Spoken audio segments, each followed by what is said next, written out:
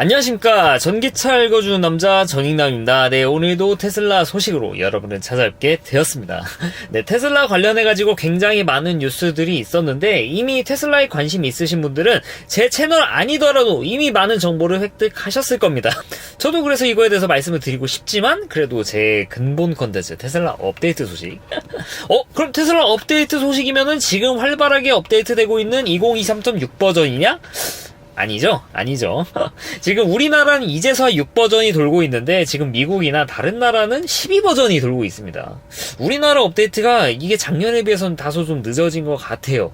이게 왜 그런지 모르겠어요. 보통은 뭔가 우리나라에 크게 많이 바뀌는 거를 얹기 때문에 이렇게 늦어진 게 아닐까 하고 약간은 좀 기대를 하고 있는데 이거는 그냥 기대지 팩트는 아닙니다. 개인적으로 뭔가 좀 기대하는 것들이 있기는 해요. 예를 들면 내비게이션이라든지 소문 무성했던 T맵이 진짜 제대로 동작을 해가지고 이제 스피드 리미트에 맞춰가지고 알람도 해주고, 그러니까 단속하면은 이제 띠용띠용하고 알람해주는, 혹시 이런 게 들어가지 않을까 하는 기대를 하고 있는데 나와봐야지 그거는. 절대 팩트 아닙니다. 어디 가서 저익남이 나온다더라? 절대 그런 말 하지 마세요. 저 한 적 없습니다. 네, 각설하고 본론으로 들어갈게요.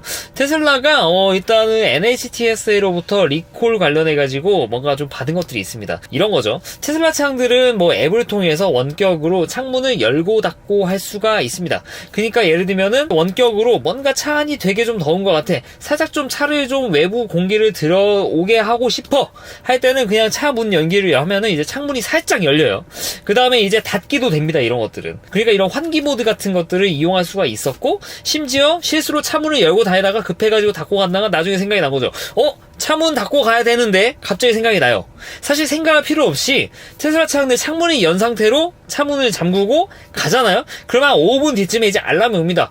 어이 주인, 지금 문 열려있어, 이대로 갈 거야? 이런 식으로 알림을 해줍니다. 그때는 이제 역시 똑똑하구만. 이제 환기 모드 딱 누르면 이제 띠용하고 닫힙니다. 그러니까 원격으로 유리를 닫을 수가 있어요. 근데 이 옵션이 사라졌습니다. 언제부터?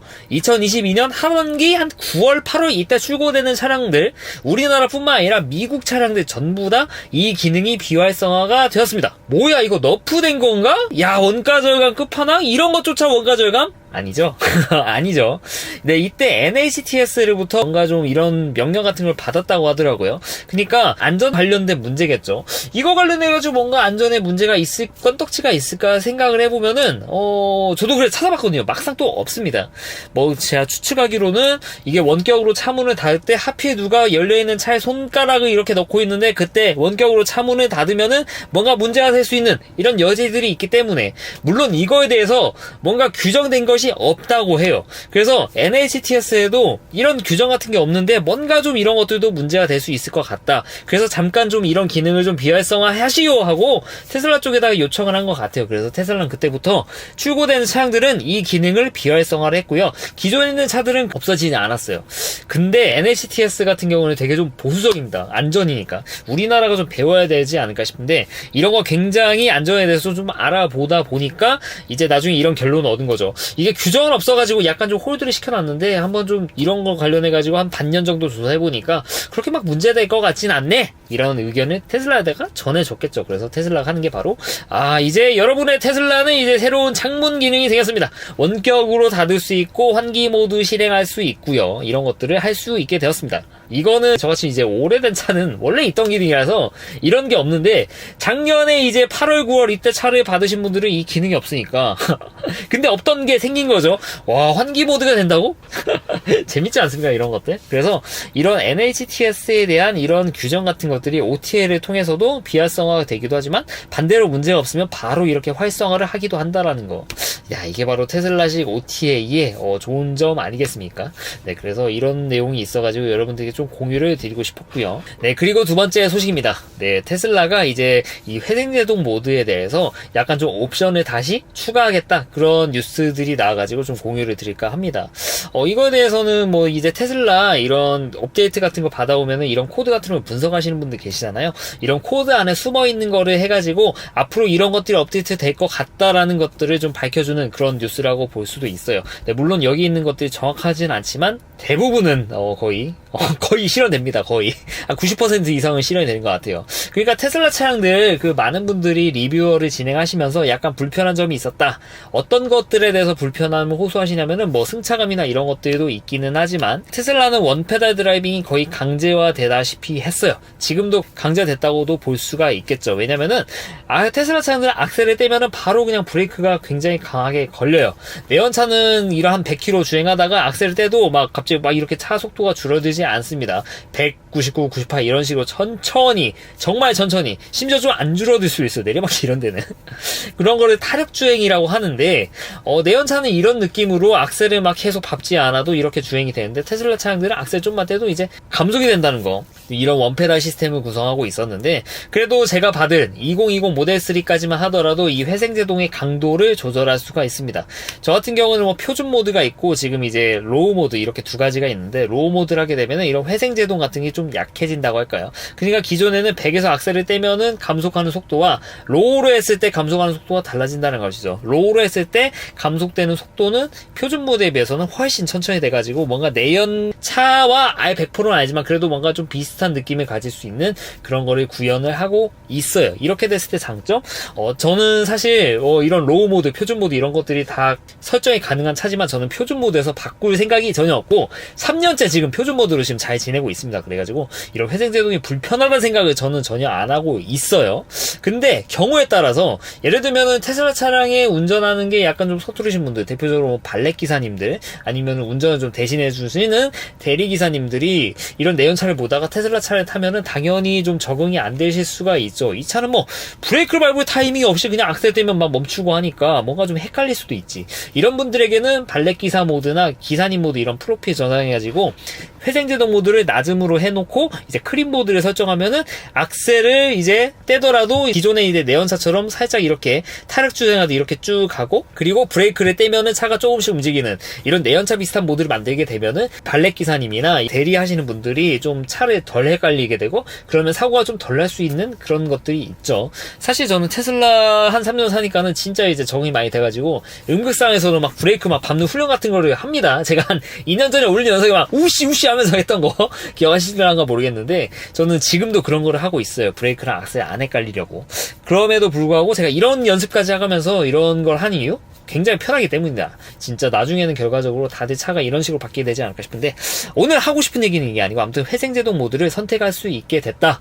그럼 회생제동을 선택할 수 없었다는 말이냐? 네, 그렇습니다. 2021년형 모델3 리프레시 이후 모델 Y 차량들은 이 옵션을 선택할 수 없게 만들어져 있어요. 그래서 이거에 대해서 많이 디스를 당했죠. 테슬라가 회생제동으로 주행 가는 거리를 늘리기 위해서 이런 식으로 했다. 근데 제가 이때도 아마 말씀을 드렸을 겁니다. 아마가 아니라 말씀을 드렸어요. 그때 저는 이제 테슬라가 이 미국에 있는 EPA에다가 주행 가는 거리 인증을 받을 때 제출한 서류를 제가 직접 가지고 와가지고 이렇게 말씀을 드렸어요. 이런 식으로 뇌피셜 뿌리시는 분들이 계셨는데 이런 주행 가는 거리 테스트할 때는 가장 덜 유리한 조건으로 안 좋은 조건으로 해야 된다 이런 식으로 좀 퍼뜨리는 분들이 계셨는데 제가 이따 미국에서 테슬라가 EPA에다가 인증을 받을 때 차를 어떤 조건으로 운영했을 때 주행 가는 거리가 이 정도 나왔습니다 하는 서류를 제가 직접 보여드리면서 말씀드렸어요. 그때 차는 이미 표준이랑 로우 모드 이렇게 두 가지 설정이 가능한데 이미 그때도 표준 모드로 인증을 받았다. 그 말즉슨 뭔가 옵션을 선택하는 게 정해져 있지 않았다는 것이죠. 사실상 그냥 제조사에서 인증받으면은 그걸 가지고 EPA에다 뿌리면은 그걸 가지고 검증하는 식이에요. 그러니까 제조사는 유리하게 할 수 있습니다. 네, 충분히 유리하게 할 수도 있고 다시 뭔가 좀 안 나왔으면은 세팅 값을 바꿔가지고 다시 돌려볼 수도 있어요. 이런 걸 안 하는 데가 좀 문제 아닐까요? 이런 것들이 다 보조금과도 어떻게 보면 연관이 있는 것들도 있잖아요?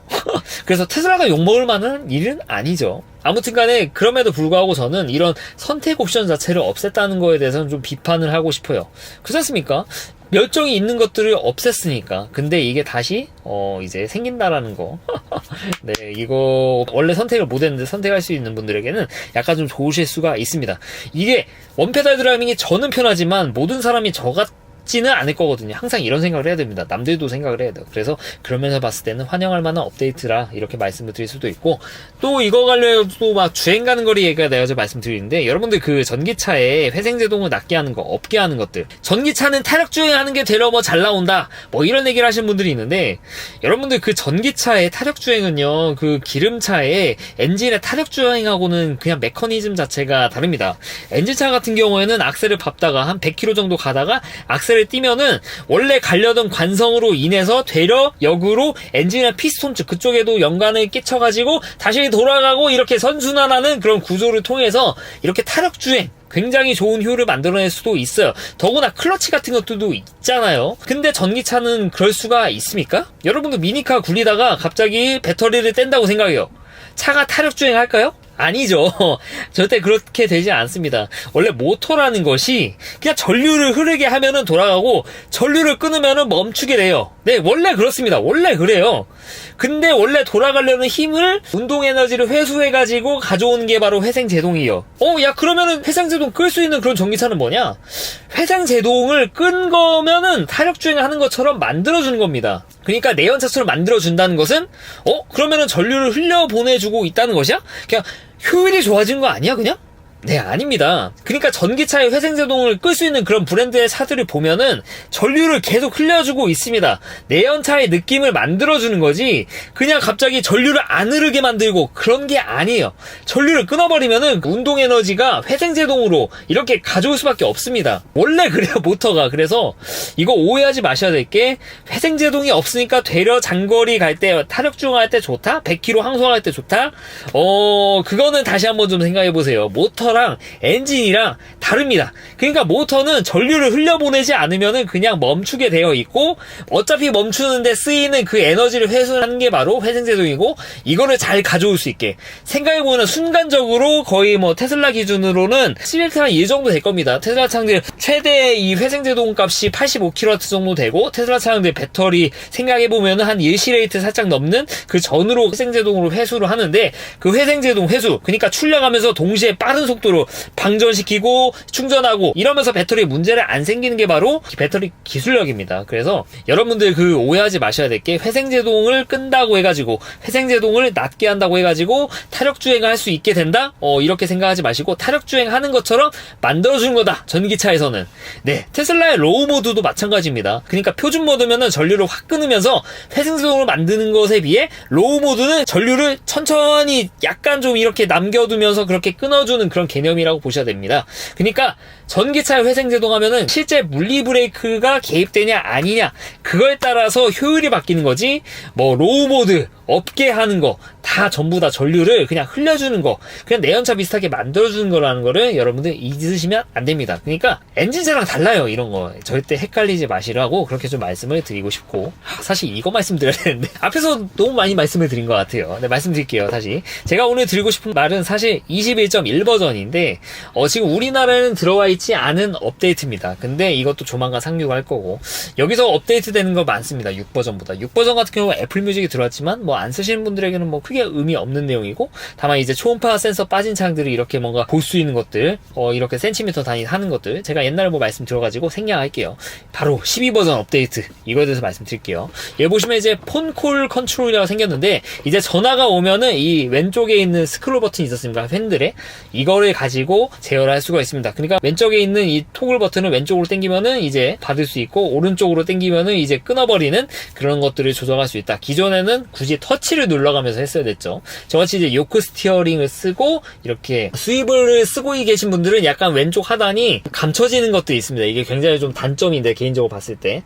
근데 토글 버튼을 통해 가지고 조정할 수 있으니까 굉장히 좀 편해진 느낌이 확실히 되겠죠. 이런 거는 굉장히 좀 좋은 업데이트다, 이렇게 말씀을 드릴 수 있고요.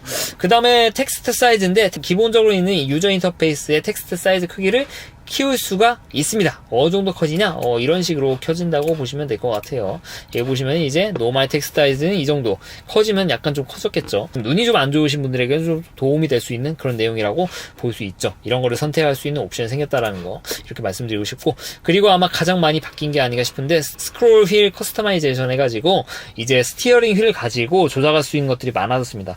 이번 업데이트는 이제 왼쪽에 있는 조그 버튼의 사용성을 되게 좀 높여준 그런 업데이트가 아닌가 싶은데, 그러니까 이런 식으로 뭐 예를 들면은 조명이라든지 글로우 박스라든지 심지어 공조까지도 왼쪽을 통해 가지고 이렇게 이용할 수가 있습니다. 이걸 조정해 가지고 선택한 다음에 이제 좌우로 해가지고 옵션 선택할 수 있겠죠. 그런 식으로 조작을 하면 된다라는 거. 여기에 움직일 수 있는 거는 이제 운행 모드, 운전 모드, 예를 들면은 뭐 컴포트 모드에서 갑자기 표준 모드로 바꿀 수 있다, 이런 식으로 바꿀 수 있는 게 업데이트가 됐다라는 거를 좀 말씀을 드리고 싶습니다. 이거 굉장히 좀 편해진 거고, 어떤 분들은 그 요새 유명하는 섹시 버튼 있지 않습니까? 뭐 여기 OBD 물려가지고 쓰는 거, 이거를 약간 좀 어느 정도 대체하는 그런 게 아닌가 싶은데, 물론 그 버튼이 편한 건 맞는데 아무래도 순정이 약간 좀 안정성이 있죠. OBD 얘기가 나와서 말씀을 드리는데, 개인적으로 저 OBD에 물리는 거를 안 씁니다. 개인적인 썰인데 약간 좀 그런 것들이 있었습니다. 테슬라 커뮤니티 보면은 OBD를 쓰면은 차에 뭔가 문제가 생길 가능성이 있다, 약간 저는 이해가 안 갔었거든요. 근데 OBD라는 게 데이터를 가져와가지고 그대로 보내주는 게 아니라 양방향의 통신, 가져오는 것도 할 수 있고 보낼 수도 있고 이런 개념이라고 해가지고, 그 중간에 뭔가 이런 거를 연결할 수 있는 거를 채우는 것조차 뭔가 문제가 될 수 있다라고 하더라고요. 그래가지고 개인적으로 저 앞에 HUD를 제가 2년 동안 썼는데, HUD가 갈수록 뭔가 좀 맛이 가가지고 알리에서 산 겁니다. 맛이 가가지고 이건 못 쓰겠다 해가지고 떼버렸는데, 그것 때문에 이제 OBD 물린 게 없다 보니까 갑자기 좀 이런 것들이 있습니다. 제가 원래는 차를 타면서 갑자기 먹통이 되는 경우도 있었어요. 그러니까 차문을 열면은 모니터가 꺼져가지고 혼자 리셋이 되고, 이런 게 한 달에 한두 번 정도 있었는데, 그냥 뭐 테슬라가 원래 뭐 고집병인가 보다 그렇게 생각을 했는데, OBD를 빼니까 정말 거짓말같이 지금 제가 4달째 그렇게 쓰고 있는데 그런 적이 단 한 번도 없습니다. 이거는 업데이트 상관없이 무조건 발생했는데, OBD, HUD 떼니까 그런 일이 아예 없더라고요. 그래서 약간 이게 정말 운일 수도 있는데, 이런 것들도 OBD에 좀 작용을 하는 그런 것들이 좀 전 보이거든요. 개인적으로 그렇게 느껴가지고 앞으로도 OBD 물리는 걸 뭐 안 쓰겠다 이런 생각이 드는데, 그래가지고 저는 이제 뭔 버튼 뭐 이런 것들을 좀 쓸 생각이 이제 없습니다. 살까 생각인데 없었습니다. 약간은 그래도 좀 사고 싶었다 그런 것들이 있었는데, 이런 스크롤 휠 커스터마이제이션 메뉴를 통해가지고 약간 어느 정도 해소를 해주는 것 같아가지고 굉장히 좀 기대가 되는 업데이트라고 말씀을 드릴 수 있고, 그리고 컨트롤 서치인데 뭔가 아이폰 느낌이죠. 그러니까 아이폰에서 뭔가 연락처 같은 거를 검색하고 싶어요. 그냥 연락처 앱을 통해서 갈 수도 있는데, 그냥 이거 스크롤 해가지고 연락처 치면은 얘가 그냥 추천해준다는 거죠. 이거를 똑같이 해준다는 거, 테슬라에서. 와, 참 UI의 업데이트. 요새 차들 막 좋게 나왔는데 이 안에 있는 유저 인터페이스는 거의 뭐 정말 포기한 듯한 그런 차들이 많이 나오고 있죠. 특히 국내 모 브랜드도 그게 참 문제인데, 이런 거 보면은 정말 UX, UI 굉장히 유효하다. 테슬라는 이런 거에 대해서 굉장히 OT를 통해서 업데이트하기 때문에 유효하다, 이렇게 말씀을 드릴 수 있고, 그리고 기어를 변속할 때 차인배 같은 것들인데, 테슬라 차량 같은 경우 P단, D단, R단 할 때 소리 변하는 게 없어요. 물론 외부에 하는 소리 같은 거를 가지고 좀 뭐 유출할 수 있지만, 여기에다가 알림음, 그러니까 스피커 자체로 삐용 이렇게 좀 알려주면은 편안하겠죠. 확실히 내가 기어를 변속인지 알 수 있으니까 이런 옵션을 선택할 수 있게 되었습니다. 이것도 환영할 만한 뉴스고, 그리고 이제 조수석의 시트 컨트롤을 모니터를 통해서 할 수 있다. 근데 신형 모델 S와 모델 X만 할 수 있다. 야, 이게 바로 끝 나누는 거냐 하고 약간 부들부들 하실 분도 계실 수도 있는데, 그렇게 생각하지 마시고, 그러니까 이거는 후열에 있는 모니터에 대해서 조정할 수 있는 게 추가가 된 겁니다. 후열에 원래 모니터가 있었나? 네, 신형 모델 S, 모델 X는 있습니다. 그러니까 뒤에 탄 사람이 이제 여기 조수석에 있는 차의 이런 시트 같은 거를 조절할 필요가 있을 수도 있잖아요. 왜냐면은 뒤에 탔는데 앞에 사람이 없는데 막 이렇게 막 조절할 수도 있잖아요. 근데 막 손을 뻗어가지고 할 수도 없는 일이고, 근데 뒤에 있는 모니터를 통해서 조절할 수가 있게 되었다라는 그런 뉴스입니다. 저는 이거는 사실 모델 3, 모델 Y에는 해당되는 내용이 없지만 약간 좀 기대가 되더라고요. 이미 테슬라는 할 수 있는데 나중을 위해서 좀 막아놓은 느낌이 있다. 어떤 거에 대해서 이제 운전석의 조수석 시트를 이 모니터를 통해서도 조작이 가능할 날이 오지 않을까, 이걸 보면 알 수 있겠죠. 사실 가능한데 나중에 업데이트를 위해서 좀 남겨놓는 것 같아요. 갑자기 다 풀어버리면은 나중에 할 게 없잖아요. 없잖아. 그래서 개인적으로 저 이제 조수석에 이 여기 버튼 같은 것들 현대기아 있는 거 보면 있지 않습니까? 운전석에도 조수석에 있는 거 편하게 할 수 있게 버튼 박는 거. 제가 이거를 박을까 생각을 했어요. 근데 이 오비를 쓰는 거 자체가 좀 약간 좀 거슬리기도 하고 더구나 오비를 쓰나 안 쓰나 모르겠는데 그냥 뭔가 싸제로 이렇게 다는 것들을 최대한 좀 안 하려고 하는데 앞으로 나중에 결과적으로 모니터 통해서 조수석을 이렇게 워크인 스위치처럼 움직일 수 있게 제어할 수 있게 그렇게 나올 수 있을 것 같습니다. 이거는 충분히 기대해 볼 만한 내용이라서 여러분들 같이 기대를 해보시죠. 기도하시게요 같이. 이렇게 말씀드릴 수 있고 그리고 이제 여기 이제 포인트 오브 인트레스트 써 있는데 이제 뭐 도착지를 찍으면은 여기에 이제 구글에 검색되는 것들 뭐 여기 예를 들어 제가 맛집을 검색했어요. 여기 찍어놨어요. 그러면 여기 뭐 리뷰들 사진들 찍으면서 그러니까 구글링하면 나오지 않습니까? 예를 들어 와 여기 말만 번지르하지 맛이 없어요. 이런 식으로 리뷰 같은 거 띄워지는 거 구글 가면 있지 않습니까? 그거를 여기 테슬라 모니터에 띄워준다는 거. 와 이것도 좀 추천해줄 만한 내용일 수도 있죠. 근데 우리나라에는 적용될 시간이 좀 걸릴 것 같습니다. 우리나라는 상관이 없대요. 근데 뭐 모르지.